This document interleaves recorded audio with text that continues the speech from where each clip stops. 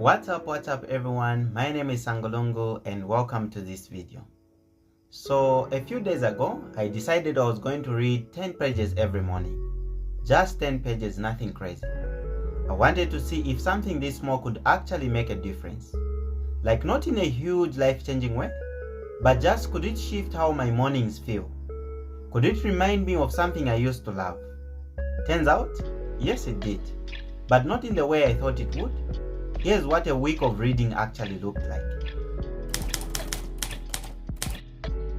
Let me remind you real quick, because this context matters. I've always been a reader. Like for real, books were my thing for as long as I can remember. They were how I learned, how I escaped, how I made sense of stuff. But somewhere in the last few years, that just stopped.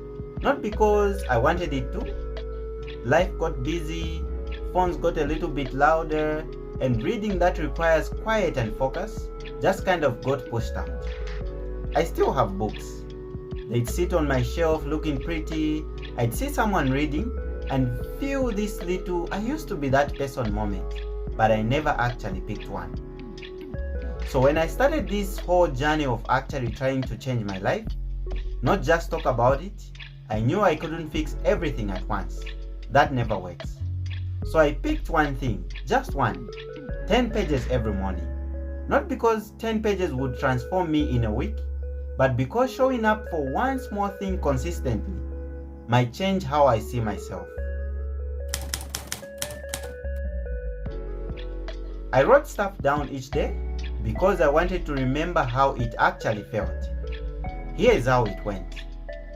Day one was kind of nerve-wracking, honestly. I was like, what if I can't focus anymore? What if years of scrolling broke my brain? But I opened a book, started reading, and I was fine. Actually, I read 15 pages without even realizing it. The focus was still there. It was just waiting. Day two was the first real test. I woke up and out of pure habit, my hand just reached for my phone. Like I didn't even think about it. But this time I paused. I actually looked at my hand and was like, wait, do I want this? And I put the phone down and picked up the book instead. That moment honestly mattered more than the reading itself. Day three, something shifted. I woke up and realized I was actually looking forward to it. Not because I had to, but because I wanted to. That felt huge. Day four, I took my book outside, morning sun, a little bit of coffee. I caught myself smiling mid-page and thought I forgot this feeling. I forgot what it's like to start a day with something that actually feeds you. Day 5 was rough. I slept bad, felt blare, and every part of me just wanted to scroll mindlessly. But here's the thing about 10 pages. It's so small you can't really talk yourself out of it. You can't say I'm too tired for 10 pages. So I read slow and groggy, and I still started my day better than if I had given in. Day 6 I read 20 pages without meaning to. The book just put me in. Day 7 I closed the book and just sat there for a minute. Quiet. No phone, no noise. It had been years since I felt like this in the morning. After a week of this, a few things stood out. First, this never felt like discipline. And that caught me off guard because I always thought change has to hurt. Like if I'm not grinding, I'm not growing. But reading didn't feel like work. It felt like coming home. Like reconnecting with an odd part of myself. And honestly, I think that's why it stuck. Things that feel good are things you actually keep doing. Second, 7 days isn't enough to see real results. I didn't get smarter this week. I didn't transform my brain. I'm not walking around with profound new wisdom. And that's fine because that wasn't the point. The point was showing up. The point was proving myself I could. Third, I didn't realize how much I need quiet. I had gotten so used to waking up and immediately diving into the noise. The notifications, the emails, other people's drama, that I forgot what stillness felt like. Those 20 minutes with a book, just me and the pages, reminded me, and that quiet carried through the rest of my day. 4. Small habits show you what you've been missing. I didn't know how loud my phone had become until I replaced it with a book. I didn't know how scattered my attention was until I sat still and felt it settle. Sometimes you don't notice what's gone until you bring it back. Here's something I kept thinking about this week. 10 pages a day is 3,650 pages a year. That's like 12 to 15 books. Doesn't sound dramatic, right? But compare that to what most of us actually read, which is 0 or 1 or 3 books we started and never finished. The gap between 0 and 12 is huge, and that gap closes 1 page at a time.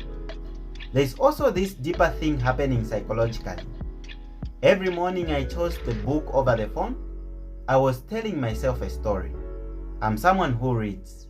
I'm someone who starts their day intentionally. I'm someone who follows through. Each day was another vote for that identity. 7 votes in 1 week, not enough to win an election, yes, but enough to feel something shifting. I also want to be real about the hard parts, because it wasn't all peaceful mornings. My phone is still here. It's still loud. It's still designed to grab my attention. Every morning I have to choose, and some mornings that choice is harder than others. I didn't remember everything I read. By day 7, I could remember the general vibe of the book, but not every detail, and that bothered me at first, until I realized remembering isn't the point right now. The point is showing up. Consistency is kind of boring. There's no drama in 10 pages a day, no big moment, just the quiet repetition of doing the same thing and trusting it matters. And that's hard for someone like me who's used to wanting results now. But I'm learning that boring is sustainable. Boring is what lasts, and I'd rather have boring consistency than dramatic burnout. So for the next week, I'm keeping the foundation exactly the same. 10 pages every morning, that's non-negotiable, but I'm adding one tiny thing. At the end of each reading session, I'm gonna write down one sentence that stood out to me. Just one. A line that made me pause. A line that made me think. A line that made me feel something. I'll keep a notebook next to my bed and spend 30 seconds writing it down. That's it, nothing fancy. But it turns reading from something I just consume into something I actually keep. It creates records of what resonated, and it only takes a moment. I'll report back next week on whether this small addition changes anything. Maybe it will, maybe it won't. Either way, you'll get the truth. If you're watching this and thinking about starting something small in your own life, here's my advice. Just start. Not next month, not when things calm down. Start tomorrow morning. Pick one thing so easy you can talk yourself out of it. It could be reading 10 pages. It could be a 5 minutes meditation. It could be a short walk. Just one thing. Then do it every day and pay attention to how it feels. Not just what you achieve, but how you start to see yourself. Because that's the real work. Not the habit itself, but the person you are becoming by showing up every day. I would genuinely love to know, what's one small thing you are working on right now? Or something you used to love that you want to bring back? Drop it in the comment section. I read every single one. This community honestly keeps me going. Knowing someone else is out there, trying their own small experiments, makes this whole thing feel less lonely. I'll see you in the next updates. Same time, same place, same 10 pages, plus one sentence. My name is Sangalungu. Take care.